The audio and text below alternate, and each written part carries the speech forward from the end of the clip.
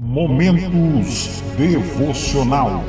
Você vai assistir agora um devocional para o seu elevo espiritual.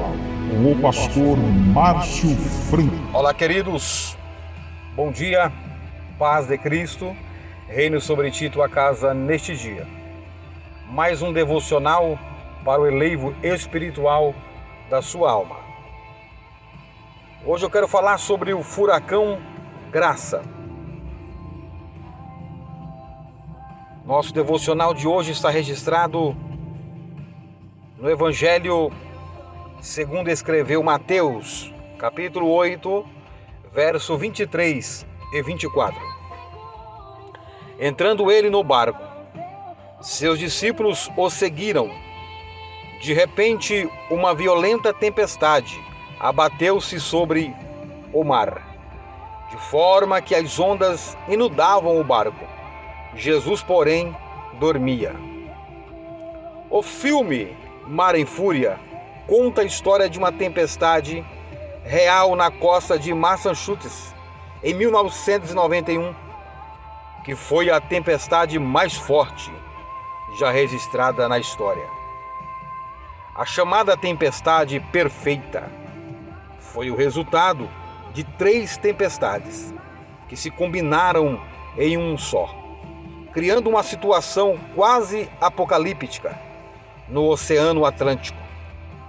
2 tempestades existentes foram atingidas por um furacão, ironicamente chamado de furacão Graça ou Grace. A combinação desses 3 elementos climáticos produziu um monstruoso furacão de mais de 3.200 km de largura, que produziu ondas de 30 metros de altura. Em Mateus 8, 23 e 24, encontramos uma história dos discípulos de Jesus diante do que poderia ser descrito como o seu furacão, o furacão Graça. Diz que, entrando Jesus no barco, seus discípulos o seguiram. De repente, uma violenta tempestade abateu-se sobre o mar, de forma que as ondas inundavam o barco. Jesus, porém, dormia. Observe que o versículo 23 diz: seus discípulos o seguiram. E onde isso levou? Direto para uma tempestade. Essa tempestade veio porque os discípulos obedeceram ao Senhor, não porque eles os desobedeceram, ou porque eles desobedeceram.